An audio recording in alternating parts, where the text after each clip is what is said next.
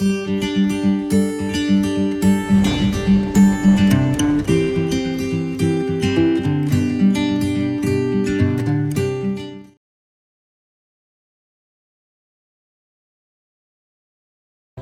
Evening friends, स्वागत है आपका हमारे इस प्रोग्राम सवाल तुम्हारा में। आज हम बात करने वाले हैं कमेंट बॉक्स में जो आपके सवाल आए हैं उसके बारे में। Good evening ma'am. Good evening. पहला सवाल है कि मेरी एज 13 ईयर है, अभी तक मुझे पीरियड नहीं आए हैं, तो मुझे क्या करना चाहिए? 13 ईयर्स की एज है, यानी कि आप ऑलरेडी टीनेजर ग्रुप में प्रवेश कर चुके हैं और पीरियड्स आने की शुरुआत जो होती है वो 8 साल से लेकर 16 साल के बीच में कभी भी हो सकता है। शायद अभी 13 हो गया है आपका, may be with in 1 year और 2 ईयर्स आपके पीरियड्स आ ही जाएंगे। सो इसके लिए घबराने की ज़रूरत नहीं है। मैक्सिमम जो हम रुक सकते हैं वो 16 ईयर्स तक वेट करते हैं। और मीनवाइल अगर आपको बहुत ज़्यादा टेंशन हो रही है कि अभी तक पीरियड्स क्यों नहीं आए हैं, तो आप अपने नज़दीकी गायनेकोलॉजिस्ट या तो पीडियाट्रिशियन के पास जा सकते हैं। आपका जो रूटीन बेसिक चेकअप होता है वह करवा सकते हैं, सोनोग्राफी वगैरह करवा सकते हैं और खून के रिपोर्ट करवा सकते हैं, ताकि आप एक रिलैक्स हो जाइए, टेंशन फ्री हो जाए कि थोड़े ही नज़दीकी समय में आपका पीरियड शुरू हो सकता है। अगला सवाल है कि मेरी बच्चेदानी में गांठ है और मुझे पीरियड्स के टाइम पे बहुत पेन होता है। मेरी उम्र 21 साल है और मेरी अभी शादी नहीं हुई है, तो मुझे क्या करना चाहिए? 21 साल की उम्र है, शादी नहीं हुई है और आपका जो गांठ है उसका आपने साइज़ नहीं बताया है। सो मोस्ट प्रोबेबली जो गांठ रहेगा वह चर्बी का गांठ यानी कि फाइब्रॉइड की गांठ होने की संभावना ज़्यादा है। और ज़्यादा अभी अगर बड़ा नहीं है गांठ, तो इसके लिए generally medical line of management यानी कि मेडिसिन दिए जाते हैं। तो आप शायद हमारा जो ऑनलाइन कंसल्टेशन है वो आप ले सकते हो, ताकि हम और अच्छी तरह से आपको इस प्रॉब्लम में गाइड कर सकें। अगला सवाल है कि मेरी बेटी की उम्र 14 साल है, 5 मंथ से उसको वाइट डिस्चार्ज हो रहा है, तो क्या ये नॉर्मल है या एबनॉर्मल है? 14 साल की उम्र है और वाइट डिस्चार्ज हो रहा है, वह एब्सोल्युटली नॉर्मल बात है। लेकिन अगर यह वाइट डिस्चार्ज का जो कलर है वह चेंज होता है, यानी कि येलो कलर है, ग्रीन कलर है, या तो ब्लड के साथ मिक्स्ड है, और उनको प्राइवेट पार्ट्स में अगर इचिंग वगैरह की समस्या हो रही है, पेड़ों के भाग में दर्द हो रहा है, कमर के भाग में दर्द हो रहा है, पैर में दर्द हो रहा है, ऐसा अगर उसको सिम्टम्स आ रहे हैं तो उसको एक गायनेक चेकअप की आवश्यकता है। लेकिन अगर उसको कोई भी मैंने अभी जो बताए वो सिम्टम्स नहीं है, ओनली सफ़ेद पानी उसको जा रहा है, तो दैट इज़ एब्सोल्युटली नॉर्मल। और उसको थोड़ा हम यह भी समझा सकते हैं कि वाटर इनटेक जो है वो उसको ज़्यादा रखना है, पर्सनल हाइजीन जो है प्राइवेट पार्ट्स की वो मेंटेन करना है, और शायद इसी से उसका प्रॉब्लम सॉल्व हो सकता है। ओके, अगला सवाल है कि मेरी एब्डोमिनल हिस्टेक्टोमी हुई है 27 मार्च को, तो मैं अपनी नॉर्मल रूटीन लाइफ कब से स्टार्ट कर सकती हूँ? 27 मार्च को आपकी हिस्टेक्टमी का ऑपरेशन, एब्डोमिनल हिस्टेक्टमी का ऑपरेशन हुआ है। सो जनरली जो हम समझाते हैं पेशेंट को कि 6 हफ्ते तक आपको जो भी परहेज़ रखना है, जैसे नीचे ज़मीन पे नहीं बैठना है, ज़्यादा भारी वज़न नहीं उठाना है, आपको कॉन्स्टिपेशन की समस्या नहीं रहनी चाहिए, खांसी वगैरह की प्रॉब्लम नहीं होनी चाहिए, और अगर ऐसी कोई प्रॉब्लम होती है तो आपके जो भी ट्रीटिंग डॉक्टर हैं उनका आपको जल्दी संपर्क करना है। सो 27 मार्च को आपका सर्जरी हुआ है, तो बाय मई, लाइक 15 मई के बाद आप अपना रूटीन जो काम है वह शुरू कर सकते हैं। अगला सवाल है कि मैम मुझे 9 सेंटीमीटर का सब सीरोजल फाइब्रोइड है, 6 मंथ प्रेग्नेंट हूँ, तो क्या मेरी नॉर्मल डिलीवरी हो सकती है? 9 सेंटीमीटर का सब सीरोजल फाइब्रोइड है। फाइब्रोइड जो है वह कोई इंडिकेशन नहीं होता है सिजेरियन के लिए या तो नॉर्मल डिलीवरी के लिए।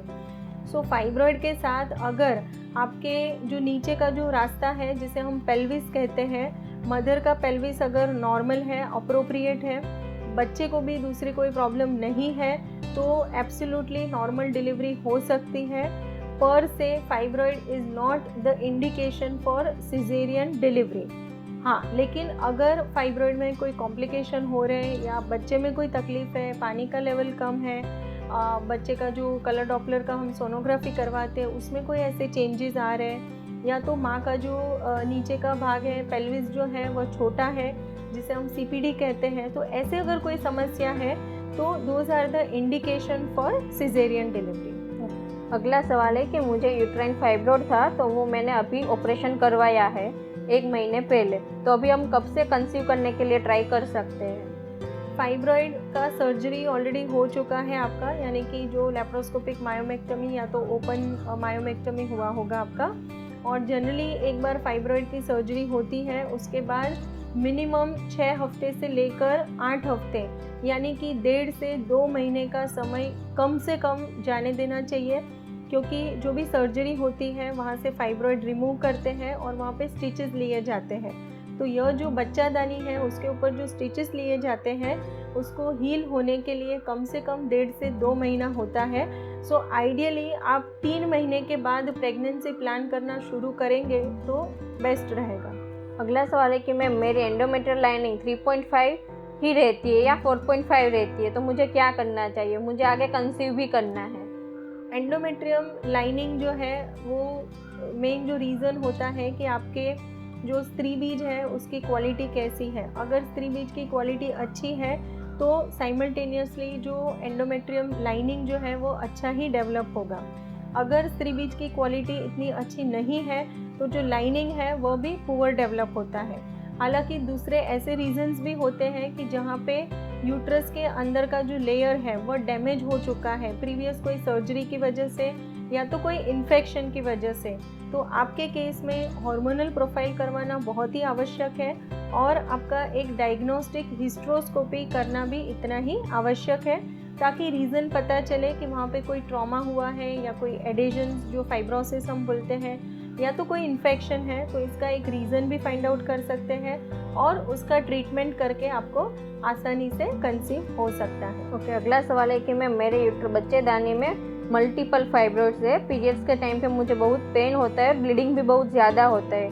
मैं जिस डॉक्टर को दिखा रही हूँ उन्होंने मुझे ऑपरेशन करने के लिए बोला है, यानी कि बच्चादानी रिमूव करने के लिए बोला है। मुझे अभी प्रेग्नेंट भी होना है, तो मुझे क्या करना चाहिए? जैसे आप एज कितना बताया उन्होंने?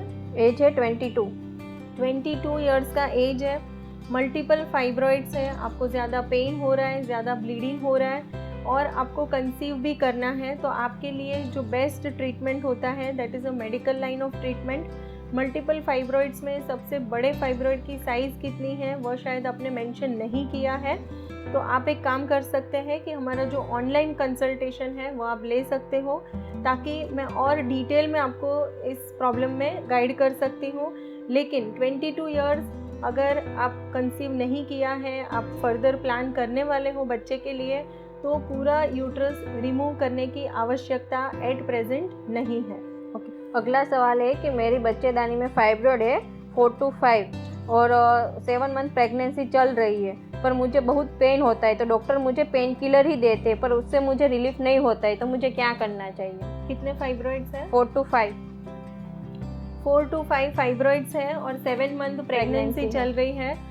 सो एट प्रेजेंट हम फाइब्रॉइड के रिलेटेड कोई सर्जरी प्लान नहीं कर सकते हैं। आपको जो भी पेन किलर्स वगैरह दिया है या जो भी आपको मेडिसिन अगर दे रहे हैं तो उसी से अपने को थोड़ा समय खींचना है। आप एक काम कर सकते हैं कि जो फाइब्रॉइड है उसके अंदर कोई दूसरे चेंजेस तो नहीं है ना, उसके लिए एक सोनोग्राफी करवा सकते हैं। अगर अंदर कोई रेड डिजेनरेशन वगैरह हम बोलते हैं, तो अगर फाइब्रॉइड में पर्स से कोई कॉम्प्लिकेशन हो रहे हैं तो इमरजेंसी में भी अपने को उसकी सर्जरी वगैरह प्लान करना पड़ सकता है। तो फ्रेंड्स, आज हमने बात की कमेंट बॉक्स में जो आपके सवाल आए थे उसके बारे में। हम अब यूट्यूब में भी आपके आंसर देते हैं। अगर आपको ऑनलाइन कंसल्टिंग करना है तो आप वो भी कर सकते हैं। तो इसी के साथ देखते रहिए हर बुधवार को रात 8 बजे सवाल तुम्हारा। Thank you.